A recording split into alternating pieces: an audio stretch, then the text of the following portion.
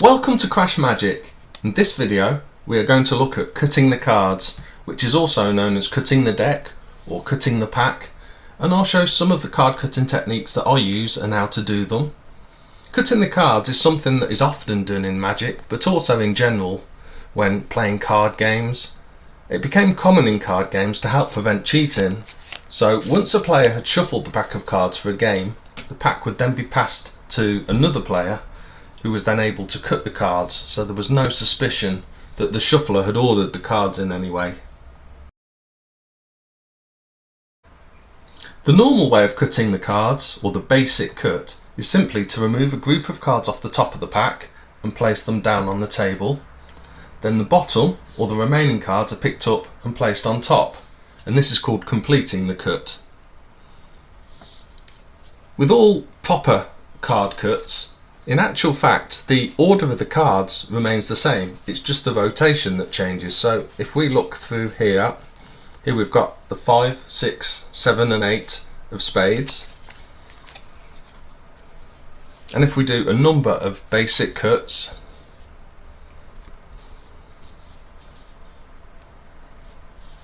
like so, and then look back through the pack, we should still find that the 5, 6 and 7 and 8 of spades, here they are all still in the same order as are all the other cards in the pack. As I say, it's just the rotation of those cards that's changed, and sometimes of course the 5, 6, 7, 8 may be split, so it might be 5, 6, 7 at the bottom of the pack and then the 8 might be at the top of the pack. But yeah, the order remains the same when you do a basic cut. This is a kick cut. So to do a kick cut, you hold the cards like this between your middle finger and your thumb. Then you use your index finger to lift up the top section of the pack and kick it out to the side and take it in the other hand. So again, if we lift up top section, kick it to the side and take it between the thumb and the index finger of the other hand, so in this section here. So again, one more time, you lift it up, kick it out and take it in the other hand there. And you can also use the same method to make multiple cuts just by kicking off smaller little packets at a time, like this.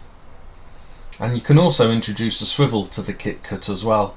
So you can either swivel around the index finger at the front by using your other index finger at the back, swivel around and drop that pack into your other hand and put the other pack on top.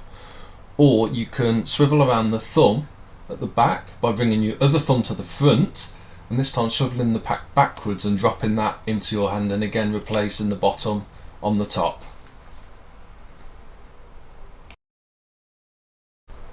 Next is the blind swivel cut.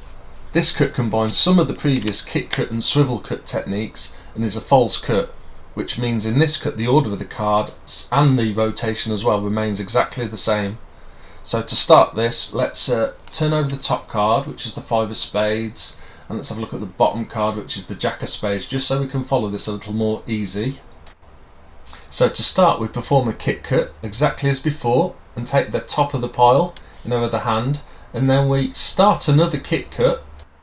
This then creates this gap between the middle and the lower thirds of the pack, and we are going to bring our top section underneath, put our thumb in between as we do, and we're going to switch, so we end up with the lower half in the other hand and the top in the other. We then do a swivel and replace the top back on top again. And this of course leaves the pack in exactly the same order as it was when it started. So let's have a go again, slightly more quickly. Let's cut the top section over into the other hand, lift, thumb in between, switch the bottom to swivel and replace the top. This really is one of those card cuts you just need to practice, and practice the individual elements of the cut and the swivel and the passing the packs in between, and yeah, you'll soon get this one and it's really effective. Next then is the triple cut. Again, this is a false cut, so it's really good when you're doing magic tricks if you've had to do a bit of setup with the pack before the start of the trick, but you want to give the impression to the spectator that you're just giving the cards a casual mix. This again is a great one to use.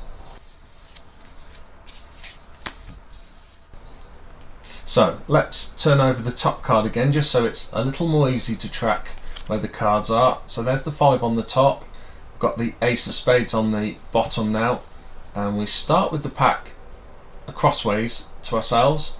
Thumbs go on the back edge and the 2 fingers from each hand go on the front edge, and we're going to be constantly splitting this pack into thirds. So we take the bottom section, the bottom third out, and place that on top, grab in the middle, take the bottom section out with the other hand, bottom section, and replace. I'll go through that a bit more slowly now just so you can see, but as you can see the packs obviously remained exactly the same order.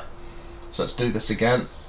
So we strip out the bottom section, the bottom third, and we bring it on top and grab hold of the middle third, then pull the bottom section out with the other hand, place that on top, and again grab what's now the middle and again pull the bottom section out with the other hand to replace, and so you've got the cards still in exactly the same order as before. So the thing to remember with this one, it's always the hand that's pulling out the bottom third that's the hand that's moving, and the other hand remains still, keeping the other 2 thirds in place. The basic one hand cut is a genuine card cut rather than a false cut, but it always looks really impressive. So for this one you need to choose which hand feels most comfortable for this one, but in saying that, it's quite easy to learn this trick with either hand with just a little bit of practice. You hold the pack like this, so you've got your index finger and your little finger either side of the pack, your 2 other fingers on the back and the thumb on the front edge like that, and you let the gravity, you tilt your hand slightly so the pack goes down towards that end, so you can remove your thumb as shown there. Okay, so now what we do is let the bottom half of the pack drop, and then we can use our index finger to push that bottom pack underneath the other one, and you've got to keep pushing until it clears that top pack. Once it gets close, you can use your thumb to grab it and neaten up the pack back on top. So again, you let the bottom pole drop, get your index finger and push that bottom pack underneath. Once it gets close to clearing, you can use your thumb as well to help grab the pack, bring it up on top and square it up with your thumb and your other fingers. So yeah, that tip there is really key, of holding the pack fairly near the top of your fingers, as you can see, just so you've got a small amount of your fingers showing at the top, which then leaves a good gap for the bottom half of the pack to drop into.